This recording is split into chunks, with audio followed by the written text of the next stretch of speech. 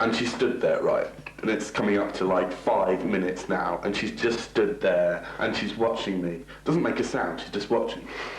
Now, if there's one thing I can't stand when I'm painting, it's people watching me. I don't know what it is, it's just their presence makes me feel awkward, right? Like you've been caught masturbating? Something like that, yeah.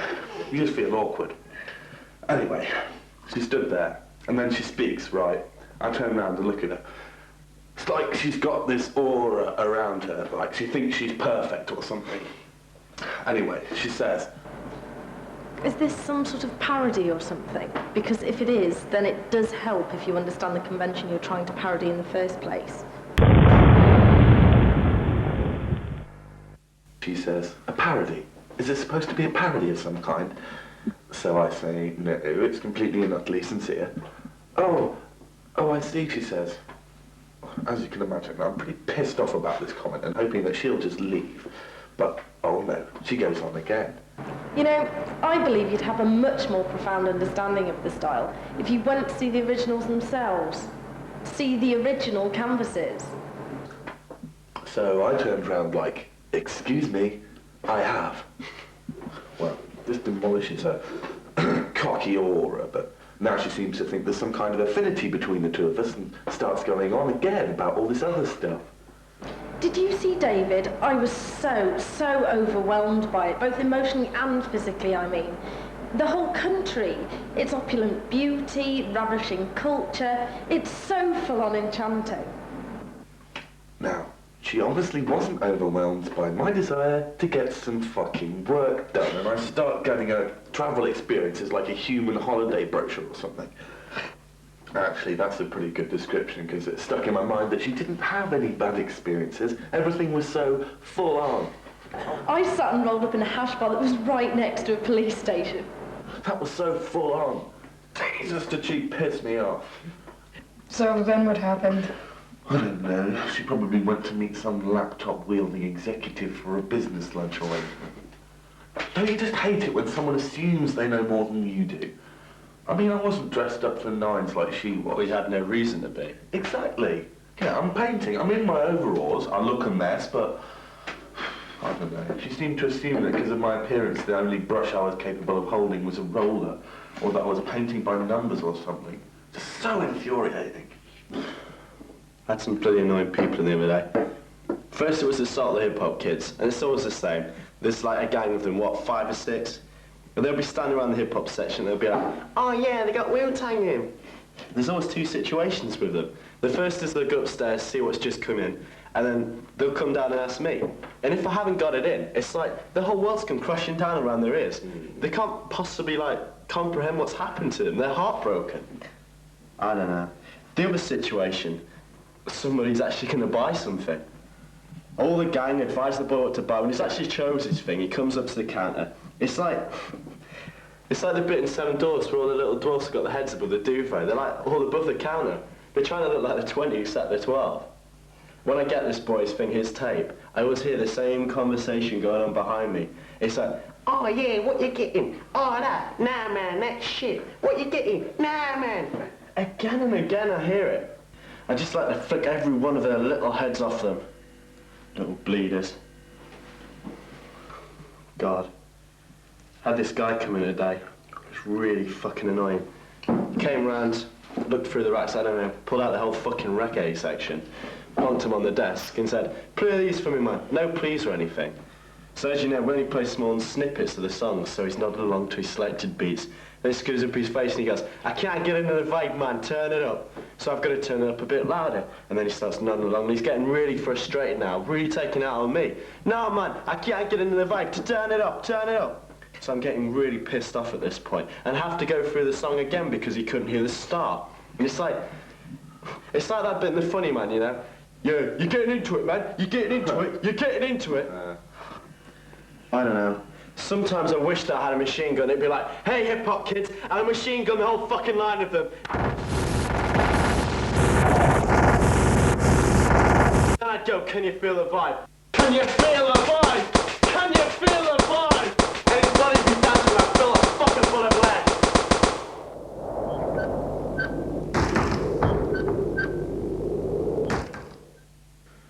What was was it the wise sales assistant once said?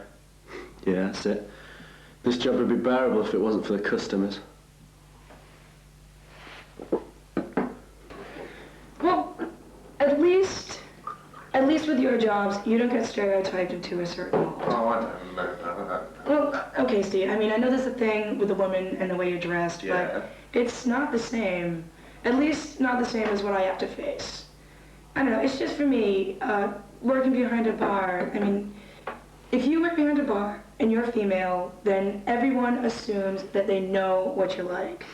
I'm sure you too have gone out somewhere on a Saturday night sometime and tied up a girl working behind a bar. Well, yeah, but I mean, you're there, aren't you, in the public eye?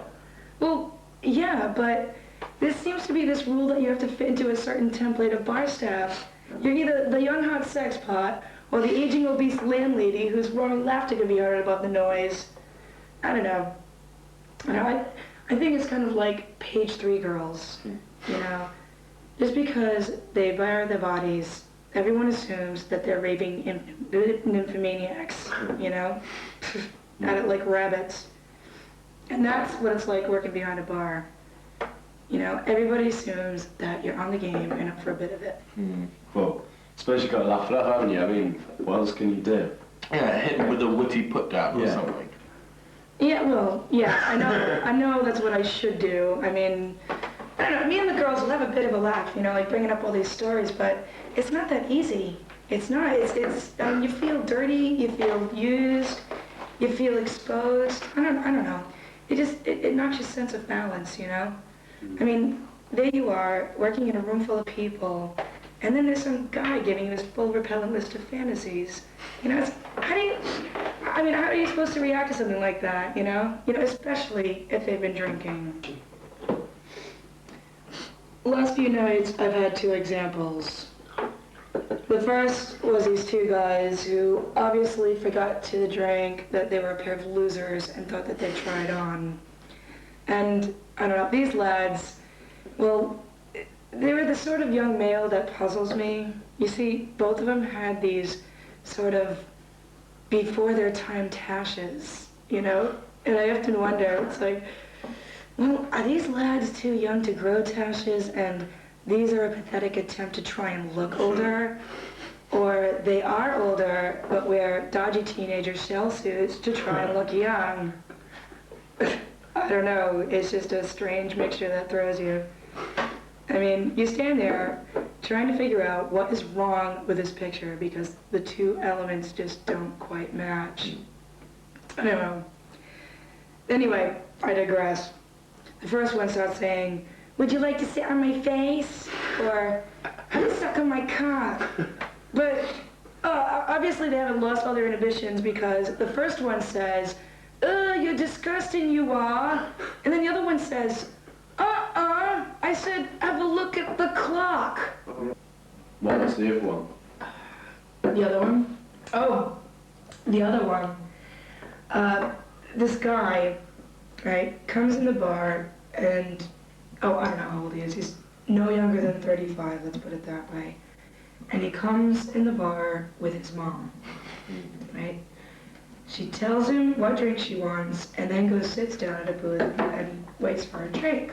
So I'm standing there, I'm waiting to be told the order. But the first thing the guy says to me is, "You're so gorgeous, I could clean my teeth with your shit." Oh my God. Clean my teeth with your shit. Jesus Christ. Anyway, the guy brings a drink over to her, and then she comes back to flatter me some more. And then, it was like after about 20 minutes, she finishes her drink, and then they both get up and walk out together as if nothing had happened. You guys know that. Yeah, I couldn't believe it. I honestly couldn't believe it. I thought it was in some surrealist comedy sketch or something. Oh, God. You know, Steve, you're not really in a position to complain, are you? I mean, what you do isn't really work. You what? I mean, I expect that. Hang on, listen to me. I'm not trying to say that, what do you think, playing the piano was a joke? It's not that kind of thing. I know that art's valuable, but I I don't really think you're working. Then what the hell is it? Come on, listen, calm down. I mean, a job, to me, is something you're forced into. Circumstance forces you into it. Do you know what I mean? You said it wasn't work, though. I think what Martin means is that you're not doing your painting grudgingly, like That's it. we're doing our jobs. It's something that you want to do and are doing. Yes, and I work bloody hard at it. I'm not saying doubting that. that, Steve. It's just that, I don't know. It's, What you do, I can't classify as a job, just as I can't classify it as work. You're really lucky, you know that. You're living that dream, that childhood bloody fantasy, whereas are. we're wrecking out our existence just like the rest of this population. I mean, if someone said, here's £10,000 for you to write a book, I no longer say I work as a writer. I say I am a writer, just as you are an artist. What we are and what you are completely different. So I don't think you're in a position to complain. Is that what you wanted to be when you were small? What? An artist. Yeah. Well, then you really are in a special position, Steve. I know. Do you? Don't you realize that you've had this desire for the last 20 years and you've chased it? And you chased it and now you've caught it, Stephen. You're the... The embodiment of a childhood dream. Exactly. I don't know anybody who's become that. I don't even know what happened to mine. While we're living, the dreams we have of children fade away. There you are, you see. I honestly can't remember what I wanted to be. Oh, come on. I can't. I don't believe that. No, honestly, I can't. I can't remember what I wanted to be. What about you? What are your dreams, then? I wanted to be a captain of a spaceship. Not a rocket or a space shuttle, I mean a real spaceship, a giant spaceship that travelled from planet to planet. It wouldn't be sleek or sexy, it'd be a huge spiky orbit, and massive towers and aerials. My co-pilots would be my two best friends from school, and this ginormous spaceship it'd be controlled by a Commodore 64. Imagine, an 8-bit computer controlling such a huge spaceship. But as I was supposed to know that technology was so far behind? Well, it's no wonder you haven't achieved your dreams, then. I mean, it's completely unrealistic. No, not to me. Never mind the fact No, not it's as a completely child. unattainable, too. As a child, anything could be possible. How was I supposed to know that technology was so far behind the realms of my imagination? I'd see films like Star Wars in 2001, and I thought they were real. No, not the story, not the plot, I know that, but I thought the dogfights, the huge attacks, I even thought they built the Death Star in space to blow up. Well, how was I supposed to know?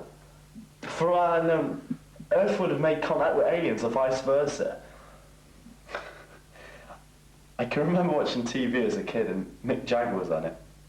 And he looked inhuman, he was incredibly pale and gaunt. For all I knew, he was an alien. I can remember I asked my mum if he was from another planet. I know that sounds laughable now, but not then. See, to me, as a child, everything was perfectly within my grasp. All right, an astronaut is not completely unattainable, but it is probably unrealistic, yeah? No, not to a child. Of course it's it not. bloody is. It's like a little Oh girl. my Little girl that God. wants to be a princess. Yeah, okay, she could marry into royalty, and then, yes, technically she would be a princess. But it isn't going to happen to people like us, is it? Life's not a fairy tale. I thought we'd learnt that the hard way. God. You know, it's this constant drumming into kids to make them have realistic goals. You know, these kids, they have their imaginations shackled, their dreams removed, and their minds, this great untapped power which is bursting with energy, is restrained. And it's tragic. It really is tragic. Oh, God, these He really children... doesn't get the point. No, these children are denied the chance to be children. I know what you mean. Seems that we're educated early so that we'll get a head start in school. And then we'll do well at school so we can get a base education. And then once we've got our base education, we've got to do well in our GCSEs. Yeah. So then we can do well in our A-levels. so then we can go to university. So once we do well in university, we get ourselves a good job.